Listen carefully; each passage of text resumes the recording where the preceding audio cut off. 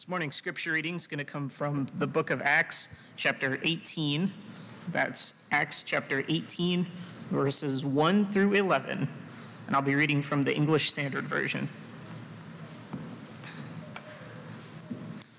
It says, "After this, Paul left Athens and went to Corinth, and he found a Jew named Aquila, a native of Pontus, recently come from Italy with his wife Priscilla, because Claudius had commanded all the Jews to leave Rome. And he went to see them, and because he was of the same trade, he stayed with them and worked, for they were tent makers by trade. And he reasoned in the synagogue every Sabbath and tried to persuade Jews and Greeks. When Silas and Timothy arrived from Macedonia, Paul was occupied with the word, testifying to the Jews that the Christ was Jesus. And when they opposed and reviled him, he shook out his garments and said to them, 'Your blood be on your own heads. I am innocent. From now on I will go to the Gentiles.' And he left there and went to the house of a man named Titius Justus, a worship of God. His house was next door to the synagogue. Crispus, the ruler of the synagogue, believed in the Lord, together with his entire household. And many of the Corinthians, hearing Paul, believed and were baptized. And the Lord said to Paul one night in a vision, 'Do not be afraid, but go on speaking and do not be silent, for I am with you, and no one will attack you to harm you, for I have many in this city who are my people.' And he stayed 1 year and 6 months, teaching the word of God among them."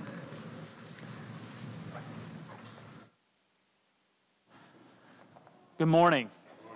It's good to see all of you this morning. I don't know if I was the only one that found this funny, but I did think it was a little funny that the PowerPoint stopped working right as we started to sing "Swiftly Returning" last many pages, as everyone's getting out the songbooks. It has been a wonderful weekend. It's really been a wonderful couple of weeks. In Michigan, we have 4 wonderful seasons, and sometimes we get to experience all of them in 1 week. And this has been one of those. Last week, of course, we had Kyle Butt here, and I thought that was a wonderful opportunity to learn more about apologetics and how science does not contradict the Bible, but actually goes along with what we read in the Bible. And so I encourage you, if you were not able to be a part of that, to go back and watch those lessons. I am thankful for him and what he brought for us. We've, I think, continued this evangelistic effort over the last week in particular. I have not been able to be here every Saturday that we have the food pantry, but it was amazing as I pulled in about a half an hour before it actually started to see just how many cars we had in the parking lot. You would have thought that Chick-fil-A had moved over to Seymour Road as we were able to serve so many. We have been so blessed with the ability and the opportunity to do that, and I'm thankful to all who have been involved with that.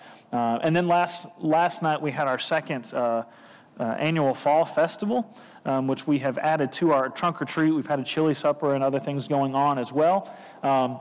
I'm not going to begin to mention everyone by name who helped with that, but I am aware of you, and I'm very thankful for you, whether you decorated. I know we had several that had worked in the kitchen, some who I had talked to, others who just volunteered and showed up, those who decorated trunks, other things. So many of you were involved, and I thought that was a wonderful thing.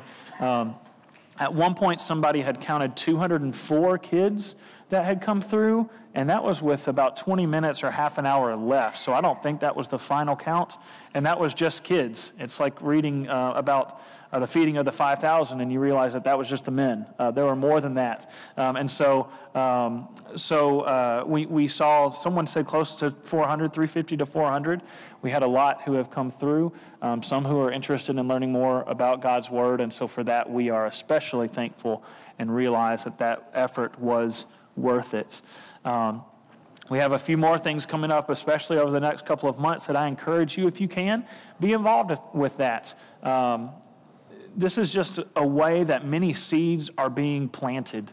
We never know what the harvest may be. We're going to talk about that some this morning. We don't necessarily know what all will be harvested, but what a great opportunity to plant seeds, and that's what we are doing. You probably know the saying. The PowerPoint was, okay, let's see if I can, there we go. If at first I don't know what's going on there. If at first you don't succeed, and you can probably finish the sentence, it's on the screen. But there's actually another sentence. If at first you don't succeed, skydiving is probably not right for you. No, if at first you don't succeed, try again. It is something that I couldn't even tell you exactly who quoted that. If you look it up, there are many who are claimed to have been the first to say that. But it's a saying that we frequently use, or at least we are aware of. If you are learning to ride a bike or teaching a child to ride a bike, you know that inevitably they're going to fall off. What are you going to do? You're going to tell them to get back up and try again. If you're learning a new trade, odds are you are not going to be an expert at it right at the beginning. You have to continue to learn and to grow from your mistakes. If you've ever gone on the hunt for a new job, if you get a job on the first interview, wonderful. But often you have to go through several different interview processes before you get that job that you want. You continually try and try again. The best triumphs often spring forth from the worst of defeats. So how can we endure defeat without being defeated? Because those are two different things. We can experience defeat, and then we can experience being defeated. So how can we experience loss without quitting? This morning I want us to look at an example in Paul's ministry found in Acts chapter 18, and how he was met with an opportunity or a moment when he could have quit. And there was even a moment where it seems like there is some fear. We know there is some fear with Paul, perhaps even some readiness to cease sharing the gospel with some, and yet he does not allow himself to be defeated. God does not allow him to be defeated. So in Acts chapter 18, Paul is in Corinth. And a little bit about Corinth. Corinth was a very prominent city at the time. It was an isthmus, which is basically like a land bridge between two areas. It went right between the Adriatic Sea and the Aegean Sea, which allowed it to be a port to both Italy and Asia. So you can imagine that it was a very popular city.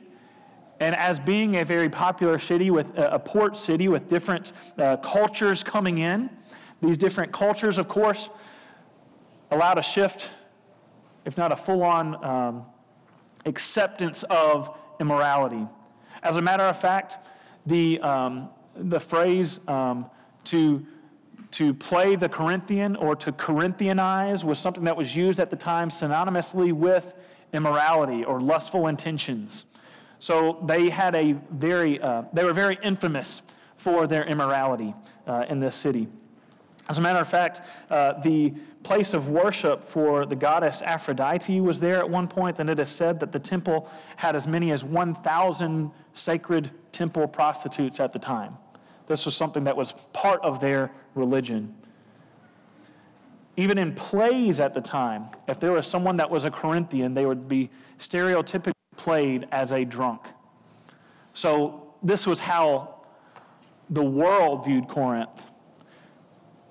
So of course, it was a place that the gospel needed to be shared. It was also, I mentioned here on the PowerPoint, it was very strongly commercialized. And as we know even today, when something is rampant in commercialism, it also likely means that it is very strong in immorality. So this is where Paul is in Acts chapter 18. Now just before this, he has preached in Thessalonica and Berea and Athens back in Acts chapter 17. There, in particular in Thessalonica, he is met with great opposition.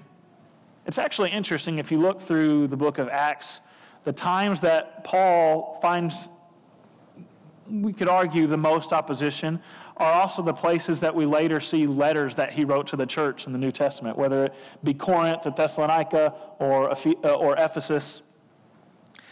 So here he's met with opposition, but he finds some friends, Jews by the name of Aquila and Priscilla. They have relocated because the Emperor Claudius had commanded them to leave Rome at one point. There were many that he said were causing a great disturbance.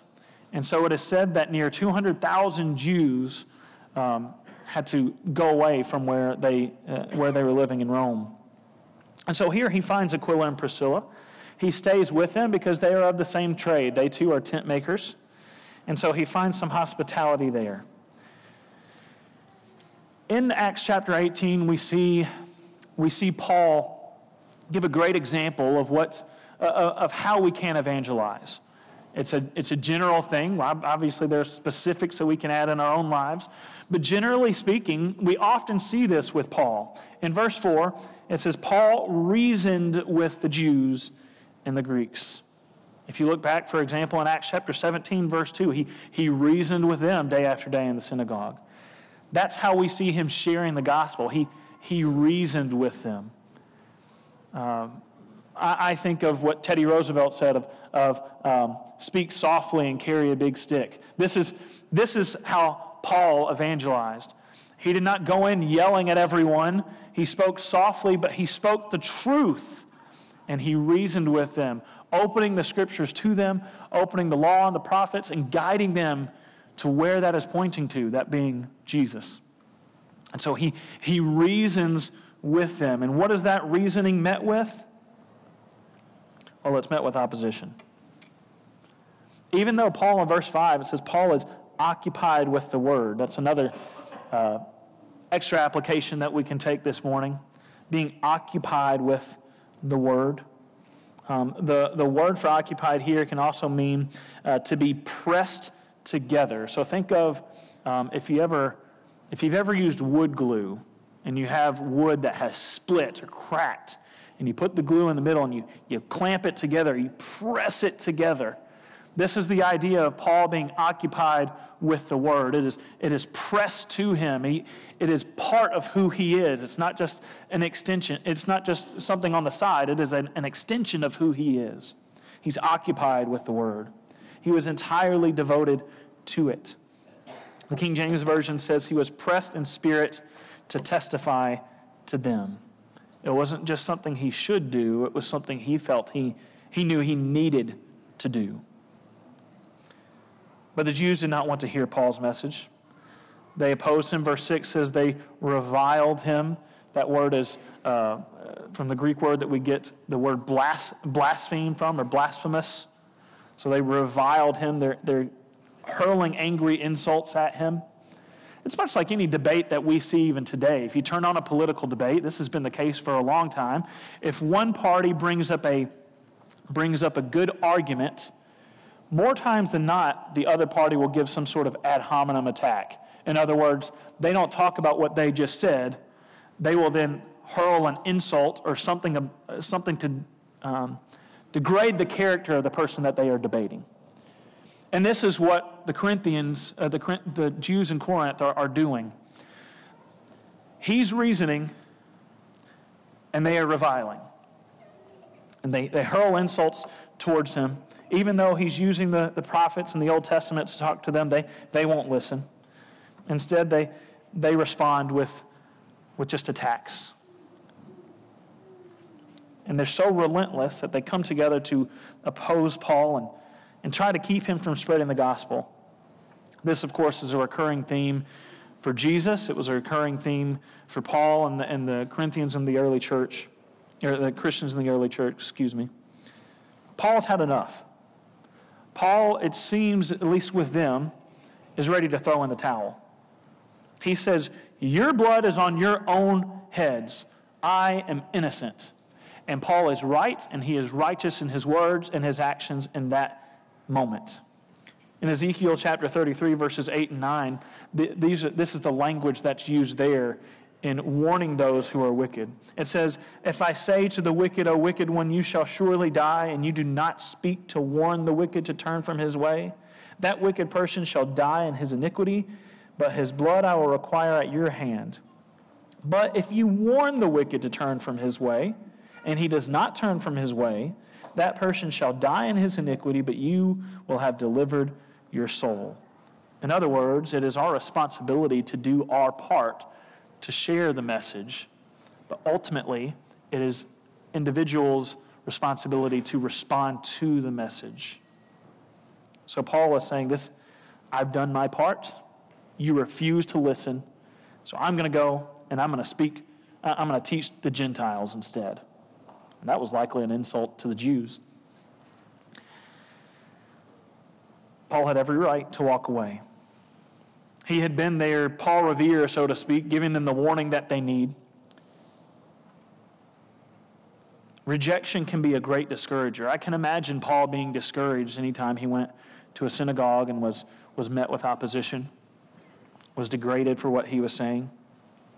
Perhaps you've experienced something like this before. You care for another individual.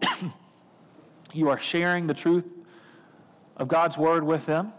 You want them to do what that you know that they are supposed to do, and yet they refuse. It's discouraging. Paul certainly had that discouragement. We see that with Jesus as well. Examples in Matthew chapter 27 as well as Luke chapter 19 when he is speaking to Jerusalem and in tears expressing how much he wishes they would respond to the message, how he loves them, and he wishes that he would gather them together. But they refuse. They turn against his word. Jesus, too, lived with that discouragement. And yet, the important thing that we can gain from this in Acts chapter 18 is that though Paul was initially angry and discouraged, it did not force him to quit. It only forced him to refocus. And the refocusing did not require a large effort because he goes right next door. He goes right next door to a man named Titius Justus. This is in verse 7.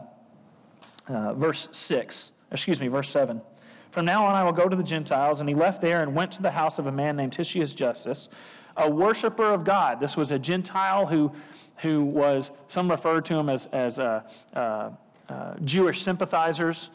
It's just those Gentiles who still follow Judaism. And so he is a worshiper of God. His house was next door to the synagogue. Verse 8 says, Crispus, the ruler of the synagogue, believed in the Lord. Can you imagine the snowball effect that would start? Now, it's unclear if he just happened to come next door where Paul was, or something that Paul had said in the synagogue had pricked his heart. Regardless, even though Paul righteously said, I'm done, God was not. Crispus' heart was pricked. He is then baptized. Paul refers later in 1 Corinthians chapter 1 that he is one of the only ones that he baptizes, his house, Crispus and Gaius. So there's this silver lining here. One rejection didn't force Paul to give up. Crispus is converted. And then it says in verse 8, many of the Corinthians, hearing Paul, believed and were baptized. His statement of condemnation was not the end. It was a warning, and many heeded that warning. And they followed what Paul was saying. They listened to the gospel, and they responded to that message. So there were Jews who were angry and doubting, and yet many believed in Paul. Sometimes we sing the song, it only takes a spark to get the fire going. That's the idea here. It was one spark, Crispus, and the fire blazes on. After this, we see two different letters that are within our biblical canon that are written to the church in Corinth. This was not the end. It was only the beginning of a gospel movement throughout this immoral land of Corinth. God was not finished with the opportunity for evangelism. And I think this time in Paul's life teaches us a wonderful lesson that we ought to never underestimate the power of the gospel. Amen. Romans chapter 1, verse 16, our theme for Lads to Leaders this year, for those of you who are participating in that. I am not ashamed of the gospel, for it is the power of God for salvation to everyone who believes, to the Jew first and to the Greek. This is the gospel that we share. It's the gospel that we serve. It's the gospel that we respond to. I fear that too many in the world today who claim to be Christians do not believe in the power of the gospel. We think that we need to supplement so many other things, and we can do it too. We think that we need to supplement so many different things, but none of those things carries the power that the gospel carries. We need to believe in what the gospel can do and share that message. Nothing Paul at this moment did was what we would consider miraculous. He reasoned with them. He shared the gospel with them. And that was enough for the ruler of the synagogue to respond. And that's enough for him. Certainly it should be enough for us to share with our neighbors and our friends and our family, to the stranger down the street. Believe in the power of the gospel. Never underestimate its power. Don't trust in your power alone, but trust in the power of God that's at work within us and within his gospel message.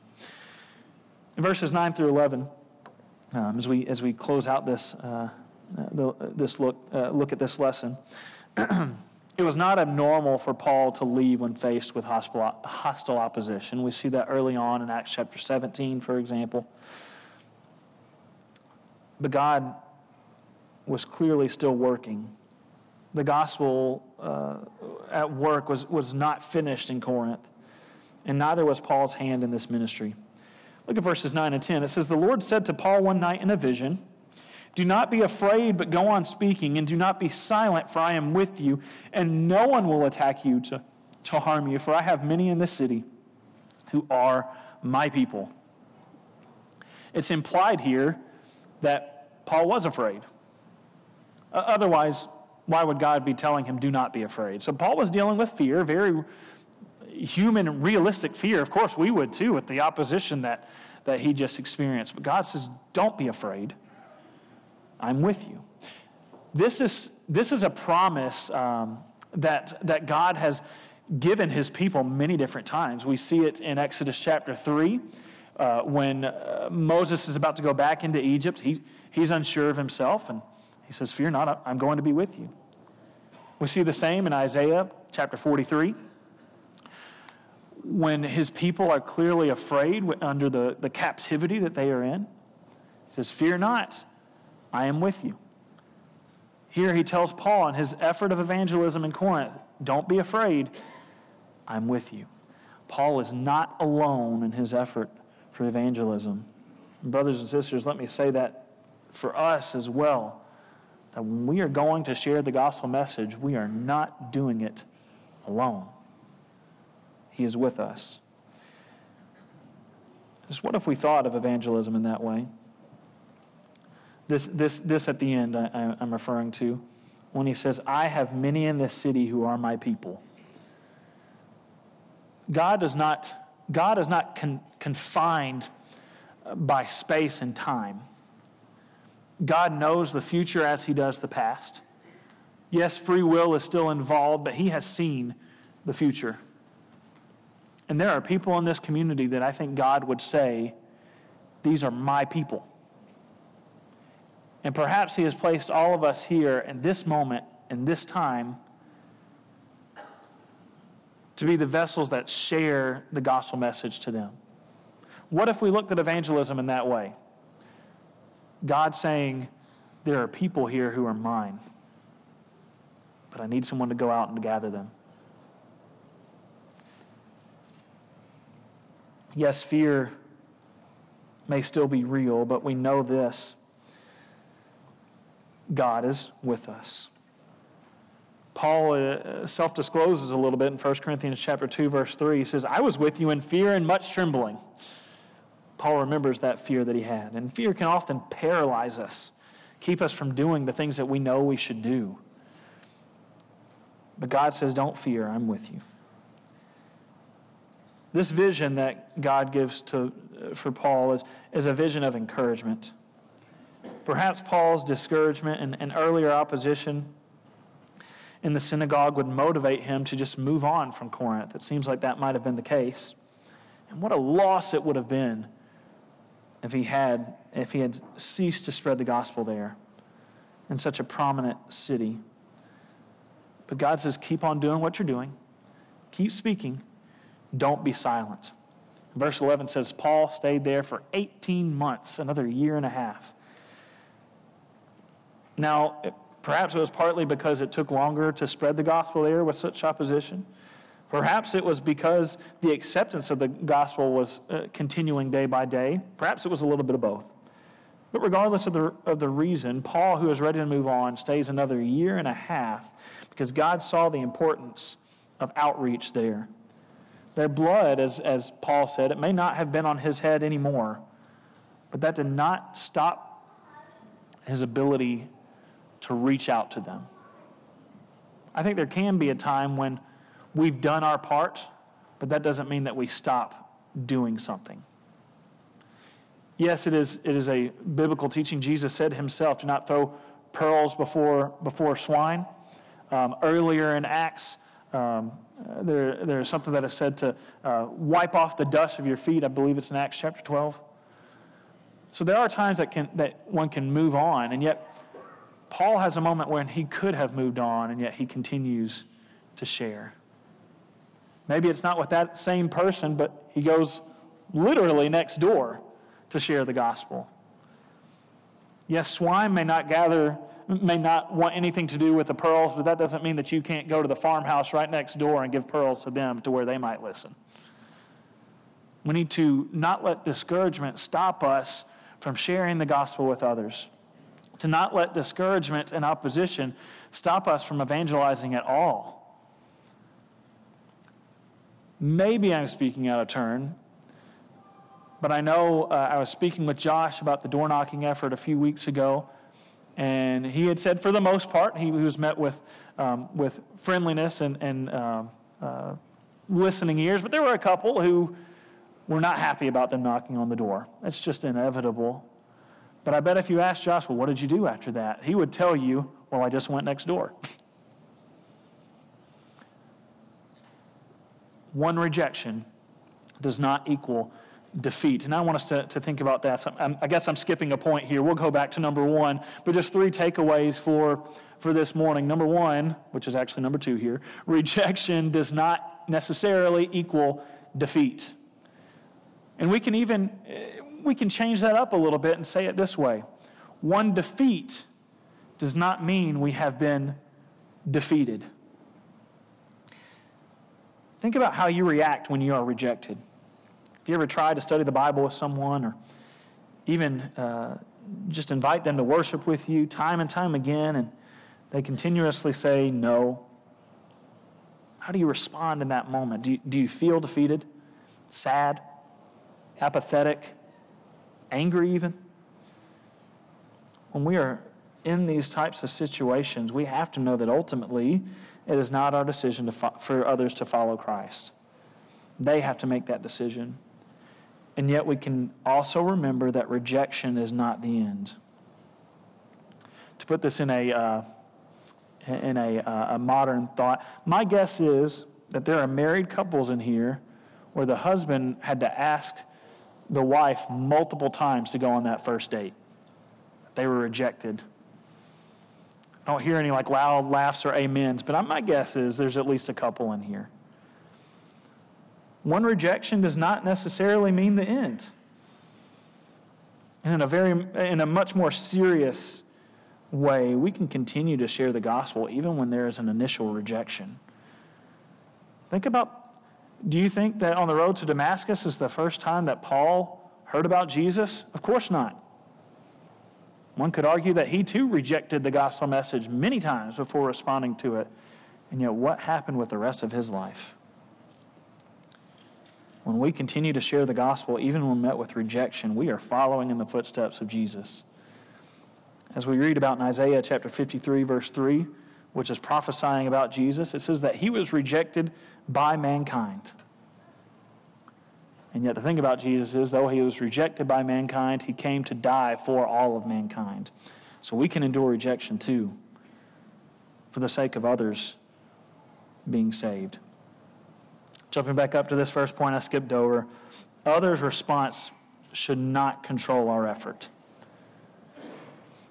It's easy to let a rejection control our effort and to say, you know what, I don't want to do this anymore. I don't like this feeling of rejection. I'm done. But if at first you don't succeed, try again. If you share the good news, their blood may not be on your head, but that doesn't mean you can't continue to invite them to be washed. There's biblical support, again, to show that there are times to move on, but that doesn't mean that we must stop sharing the good news for good just because someone refused to listen to the message. And then finally, and perhaps just simply, don't stop. Don't stop. Keep planting the seeds. I've had conversations with Michelle and other individuals before where we reach out to certain people and we never see any response. It's a good reminder to know that what we are doing is simply planting seeds. Paul writes about this in 1 Corinthians chapter 3 and verse 6. He says, I planted, Apollos watered, but God gave the growth. God gave the increase. We may never know what our work results in, but that should not stop us from working. That should not stop us from continually planting seeds. Yes, today we don't receive visions like Paul had here in Acts chapter 18, but we can be encouraged in knowing that God is with us when we evangelize. He has given us the Holy Spirit, which dwells in us by the Word of God. He has provided us with the Helper, and we know that He is with us as long as His Word dwells in us. John writes in 1 John chapter 2, verse 4, let what you have heard from the beginning abide in you, and what you heard from the beginning, if what you heard from the beginning abides in you, then you too will abide in the Son and in the Father. If at first you don't succeed, try again. Keep trying. If needed, go right next door. Move on, share the message with another person, but pray for the one who would not listen. Praying that our mighty God will work through His powerful gospel. To know that even if they rejected, you planted a seed. Maybe someone else will water. And the hope is that God will give the increase. Keep planting. Do your part. That is the message for this morning. If you are not a Christian, I know that some of this message may have seemed foreign to you. Think, well, I don't even know much about the gospel. I haven't responded to it. How can I share with others about it? And I understand. What I hope that you've heard from this lesson is that there is nothing more powerful than the gospel of our Lord Jesus Christ. There is nothing that has the power to save like the power of the gospel. And we are all given a wonderful gift with the opportunity to respond to it, to realize that there's nothing we can do to earn this, and yet God gives it freely. Our prayer for you this morning, my hope for you, is that if you have not obeyed the gospel by confessing Jesus Christ as the Son of God, in your faith, repenting of your sins and being immersed into baptism, to have your sins washed away, to be buried, to rise again, to live no longer for yourself, but for God. If you have not done that, my hope is that you will choose to do that today. If you want to know more about that, my hope is that you would reach out to me or Paul or anyone here and say, I want to study more about this. I want to learn more about this. That invitation is always open. If you are a Christian, but you have not lived like one who has responded to the good news, if you have not lived like one who is in Christ, I encourage you, don't quit. Don't be defeated. But to know that through the grace and forgiveness and love and mercy of God, He's welcoming you back. If there's anything that you need to do this morning, the public invitation is open. And I encourage you to come now as together we stand and sing.